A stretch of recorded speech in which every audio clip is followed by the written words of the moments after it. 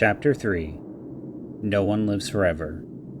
Satomi Masami, First Year, Class D. Part 4.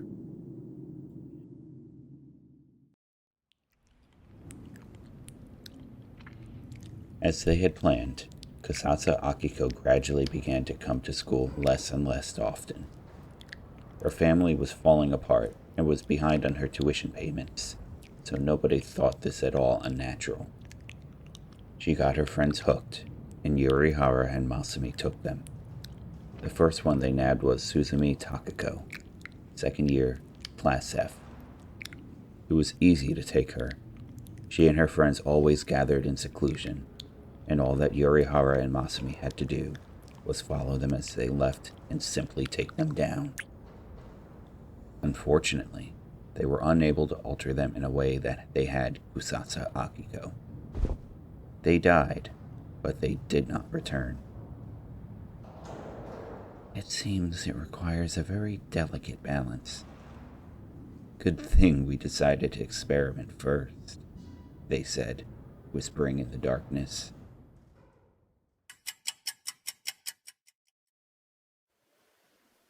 They had been killing Shinyo Academy and other local high school girls one after another. To cover this up, they laid down a few red herrings to throw off the authorities. Once the precedent was established, the rest of the work went smoothly. There were no signs of fuss at school. At Shinyo Academy, there had even been a special meeting and a resulting morning lecture, but that was all. Missing person reports had probably been filed with the police, but they were buried in a mountain of missing girls totally unrelated to them at all, and swiftly forgotten about. The students that ran away were all slackers to begin with, the guidance teacher told Satomi at the disciplinary committee meeting. This generalization was so insensitive to the students' individual circumstances that the committee president, Itoki Kei, stiffened her tiny body and turned her cute, childish face downwards to hide her steaming glare. But Masami was taking notes, so he wrote the gist of the comment down in his notebook. Disturbance in behavior precedes disappearance. As he wrote these words, he was expressionless. He never let a faint smile steal across his lips. Everything was going exactly according to plan. Still, he was left emotionless. Nothing the teacher said, and nothing happening around him could change this. He had killed 5 people without so much as remorse, and here he was, still acting like an ordinary student. But when the teacher stated that, incidentally, the infamous Kiri Managi failed to arrive this morning. Make sure to keep an eye on her, here? No telling what that girl's plotting in the shadows. Masami's cold heart skipped a beat. He didn't show it, but even now that he had the Manticore, hers was one of the few names that could affect him.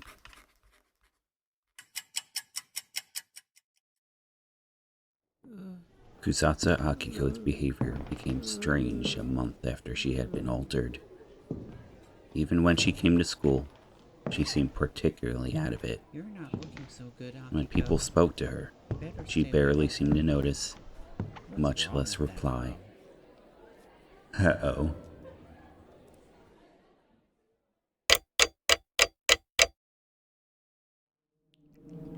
Masami figured that Kusatsu Akiko had begun to break down much faster than expected. They couldn't leave her like this. She was clearly evidence. If she collapsed somewhere and was taken to a hospital, they would surely discover her condition, and the institution that made the Manticore would soon find out. So, Yurihara was forced to eat Kusatsu Akiko, and the first stage of their experiment ended.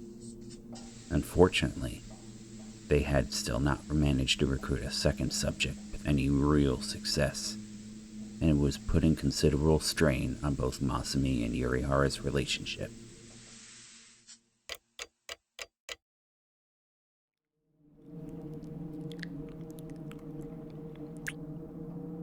Damn it! Why doesn't it work? Yorihara yelled, growing even more high-strung. It's nothing to worry about. We still have many more opportunities. I know that, but... Yorihara said, and then looked up at Masumi. I'm sorry. I'll get it right next time. We should wait a while, Masumi replied calmly. Why? I could do it now, Yorihara said, almost shrieking, her voice clearly echoing through the empty parking garage. That's not the problem. We've reached the limit of what we can do in school. We had to look for prey elsewhere, but we need to prepare. Not only for more experiments, but your food supply as well. We've taken care of both of them at the same time so far, but you need other forms of nourishment, don't you? He said gently, his tone showing a marked contrast to the horrific meaning behind his words. He rested his hand on her shoulder. All right, we shall do as you say. Yorihara nodded obediently.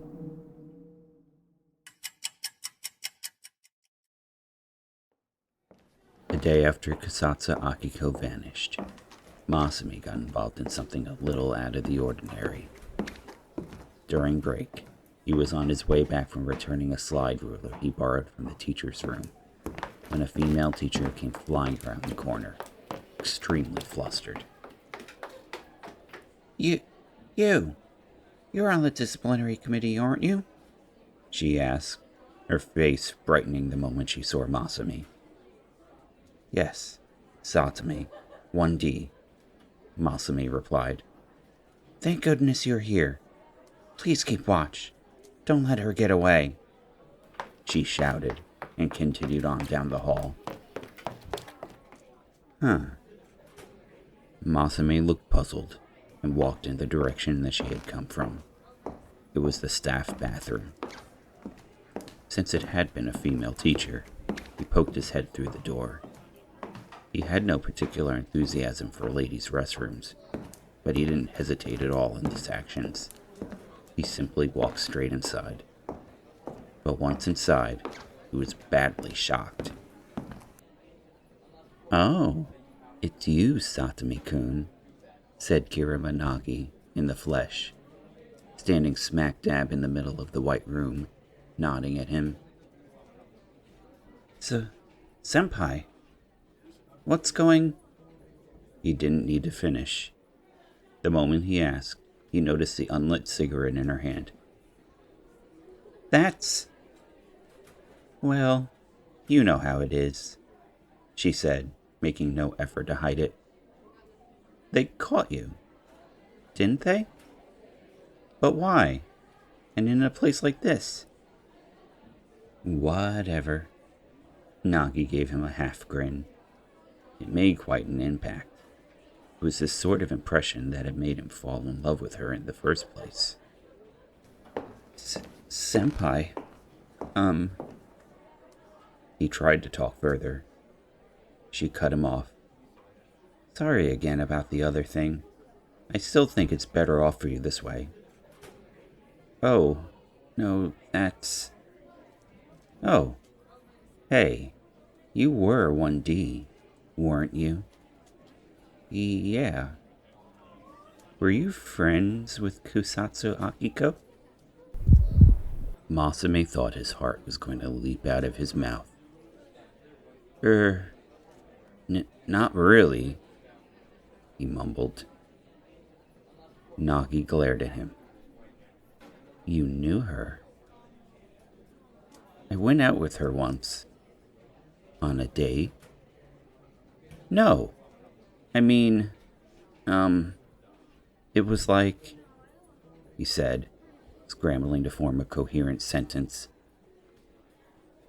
Nagi looked at his face and grinned again. Not what I'm asking. You notice her acting weird lately? Well, yeah, I guess so. How long? Maybe 2 or 3 weeks? Matches up, Nagi whispered to herself.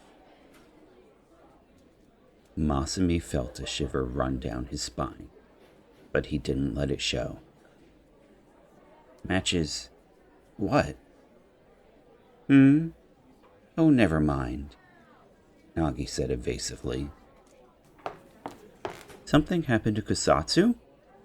If there's anything I can do to help, Senpai, he pressed. Nah, it's nothing important. Of course it's important. I mean, this is deliberate, isn't it? He said, taking the cigarette out of Nagi's hand. Hey, Satami-kun, Nagi said, troubled. It's something big enough that you're deliberately getting yourself suspended, isn't it? Let me tell the teachers. They won't do anything. Teachers are nothing but wage slaves, she said coldly. Masumi couldn't argue with that. He had suggested it precisely because he had the same opinion. If they left things up to the teachers, everything would be forgotten in no time. Then, he persisted. Nagi took his hand and held it tightly. Thanks, but no. You're normal, and you shouldn't have anything to do with this. But, he said, as 3 male teachers came stomping into the ladies' room. You again! They shouted at Nagi. Nagi was unaffected. Masumi tried talking to them, but they didn't even look at him. One of them took the cigarette out of his hand and said, This is evidence, thrusting it out towards Nagi. She said nothing. She was hauled off to the guidance office like a wanted criminal. Masumi followed after her, looking worried. Return to your class. But one of the teachers told him to go back to his room, so he simply watched them leave. There was nobody else around, and the color on his face slowly faded.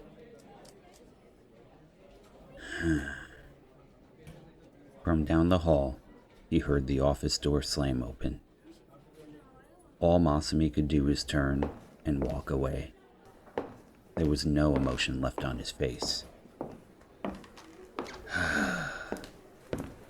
Nagi's choice of words kept echoing through his mind. She had said, Matches up. All he could think was that it matched up to the first girl who had run away, Suzumiya Takako. Nagi knew something. Something too close for comfort. His mask cracked for just a second, letting out a glimpse of his true face underneath.